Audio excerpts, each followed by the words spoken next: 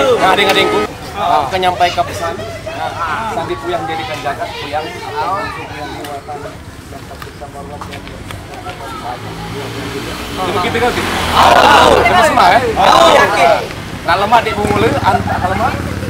Ini lukanya lemah di bumule. Nah aku itu tembak yang tak lemah. Lima kuda. Nyala.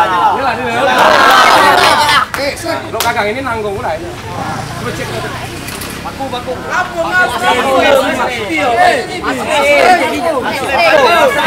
Omongan kau hanya nanggung hanya kan? Hibur adik-adikku. Apa lagi? Itu. Baik, aku ke bahasa Indonesia sedikit boleh? Saya akan menunjukkan kepada Anda tentang angka 1, kekuatan di angka 1, betul? Paku ini yang dimainkan masih angka bab ini. Aku balik main yang ke bab 1 tuh loh. Bismillahirrahmanirrahim.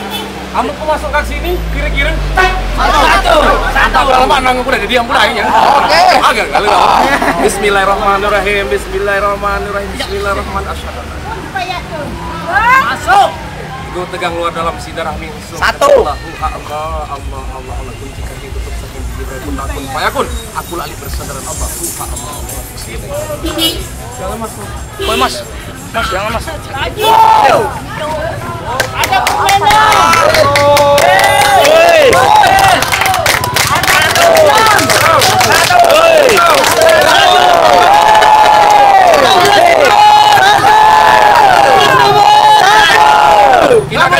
Kita ke galau ini, adik-adik nih.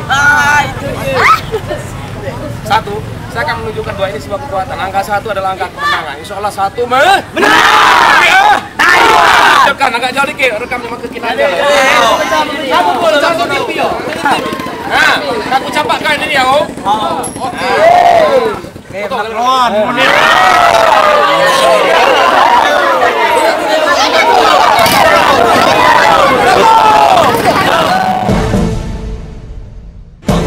Allahu Akbar, Allahu Akbar, Allahu Akbar, Allahu Akbar, Allah.